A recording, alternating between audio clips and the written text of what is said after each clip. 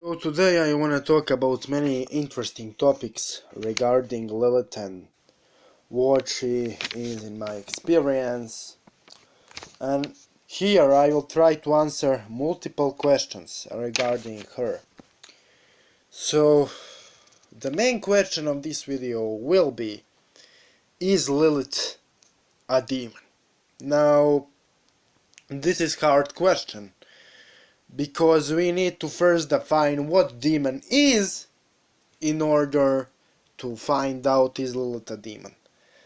And defining what is demon is really difficult, because this is word which is in use for a long time, and across time it had many definitions. So I will say and explain how I call Lilith in my own personal practice. So in my own personal practice, I actually do not use word demon when I am referring to Lilith, to Azazel, to Samael, to those adversarial entities of the Christian lore. I am actually dropping word demon entirely, and I am either using word shedim. I am using word shedim mostly. And word shedim in Hebrew lore meant the entity which is dark and which is unworthy of worship.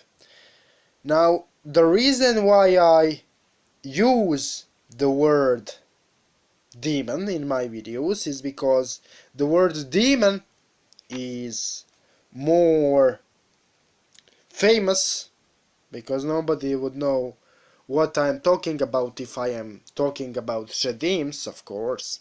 And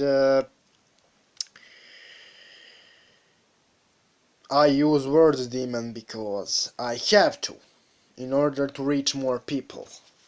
Now let's define what Shedim is in Hebrew lore, okay? So in Hebrew lore, the word Shedim has two meanings. The first is false god, unworthy of worship, and the second meaning is the dark entity, unworthy of worship. Now, of course, I disagree that those entities are unworthy of worship and work, because I indeed work with them a lot and interact with them a lot, so I definitely disagree with ancient notion that you shouldn't work with those entities. But we need to understand the context in which this word is created. So, the Hebrew lore knows a lot of spirits, a lot of dark forces. And people never interacted with dark forces in the past a lot, because dark forces correspond to the void. And energies of the void, when they interact with our reality, tend to create a turbulent environment. But the world in which our ancient predecessors lived in was extremely turbulent on its own. And that's the reason why they avoided working with darker forces. So what the Hebrews did is they actually pushed the political agenda, okay? So they had a lot of those other gods and other cultures around them. And because they had a negative opinion about dark forces, which is in my opinion wrong. Dark forces aren't bad, they are just dark, just like water isn't bad, it's just water. What they did is they identified all of those gods from cultures around them with dark entities in order to more easily destroy those other religions and cultures so they can dominate them. And that's the reason why word Shedim in Hebrew lore means two things. It means the false god unworthy of worship, and it also means the dark entity unworthy of worship and working with. So now let's phrase question differently. Is Lilith a dark entity known in a Hebrew lore and in Sumerian lore, which was generally disregarded and vilified in the past? Yes, she is indeed dark, and she was indeed vilified in the past.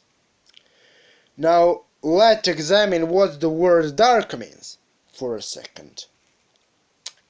The dark, when we say entity is dark, we mean that that entity is attuned to the void. And the void is extremely dense energy from which everything originated. So the void is the primordial state of energy. So when we say that entity is dark, we say that entity is attuned to that primordial state of energy. And is Lilith attuned to that primordial state of energy? In my experience, definitely yes. She is attuned to that primordial state of energy. But let's now talk about other question. Are entities attuned to primordial state of energy, or dark entities, evil? In my opinion, there is no such a thing as evil, and my interaction with those forces, with those dark forces attuned to primordial state of energy, cannot be described as evil. I had a lot of turmoil, definitely, but I also learned a lot, and I was also rewarded a lot. So, in my opinion, those spirits attuned to primordial state of energy, those dark spirits, aren't evil. Now, in my previous video, I talked about how work with those spirits demands sacrifice. So let me explain the meaning of the word sacrifice. Sacrifice means to make things sacred. And sacrifice also means to give away. So when I talk about sacrifice, I talk about the fact that in order to have a fruitful relationship with the spirit, you need to destroy the aspects of yourself which are hindering the spirit from manifesting in your life. And this can mean a variety of things. This can mean you changing your habits, your opinions, your behaviors, but it can also mean you changing your energy body and spiritual composition. But let's talk about physical offerings for a second. I think physical offerings are important, but I think they are exaggerated in modern occult practice, because everybody talks about offerings.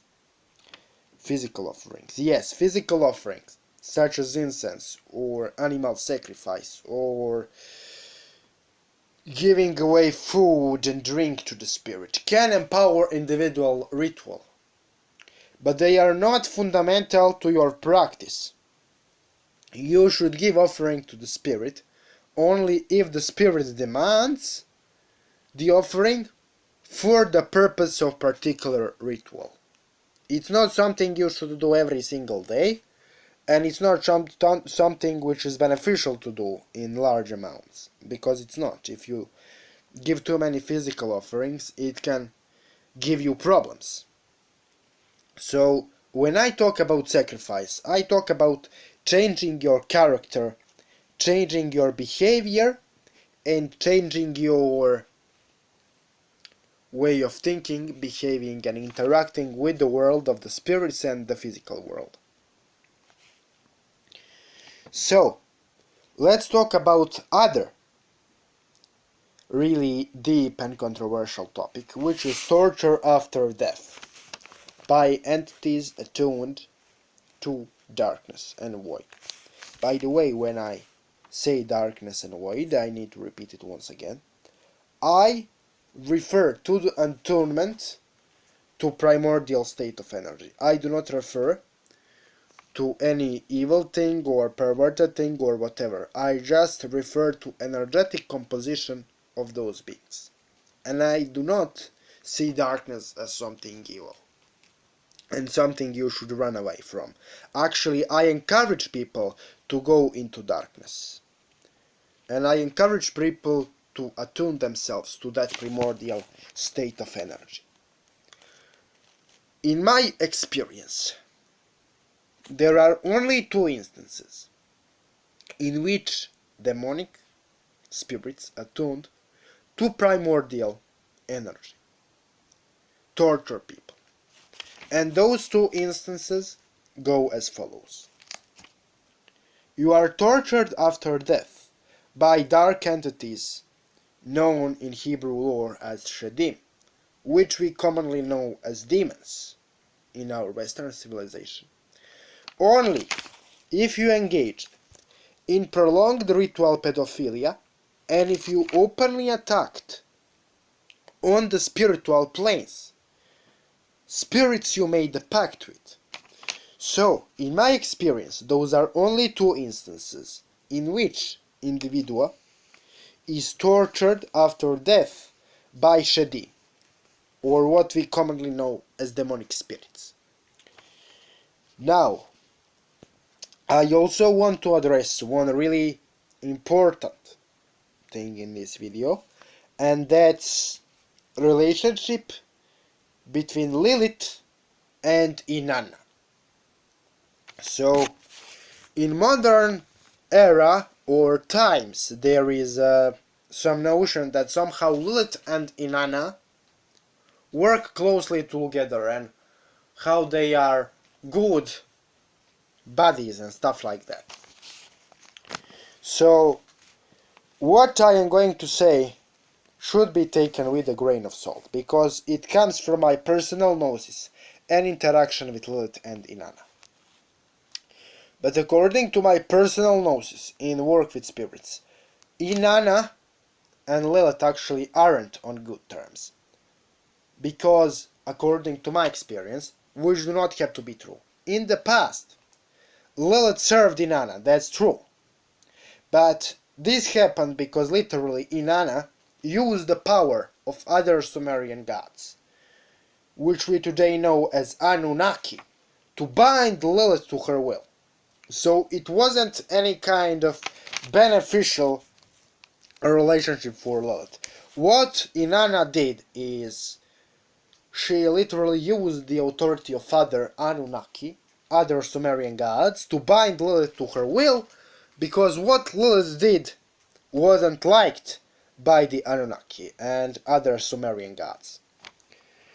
So Lilith was forced to technically serve Inanna for a particular period of time, but right now this serfdom of Lilith is over for long periods of time, and right now Lilith doesn't serve Inanna at all, and she also doesn't like Inanna at all. You can work with both at the same time, but you can receive great favors from Lilith if you actually act against Inanna on the spiritual planes. To repeat once again, take everything what I said in this video with a grain of salt, because you should examine critically everything and check everything you hear from other spiritualists. So, to summarize this video, in my experience, demons, what we know in modern Western civilization are as demons, were actually in the past referred as Shedim, and what Shedim originally meant is dark entity known in Hebrew lore. Those entities which were known as Shedim aren't evil, They are only attuned to primordial form of energy we know as darkness, and ancient people didn't work with them to some extent for practical reasons, but to much a greater extent they actually didn't work with those entities for ideological reasons.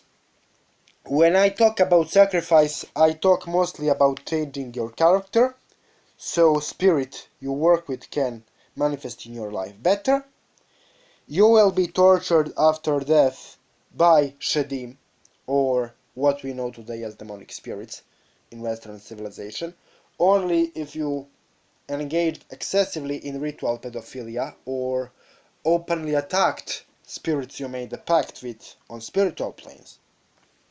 And Lilith and Inanna do not like each other in modern day and age, and their relationship was never friendly. Actually, Lilith was forced to serve Inanna because Inanna bound her with the help of another Sumerian gods. So, thanks for watching, and I hope you found a lot of useful information in this video.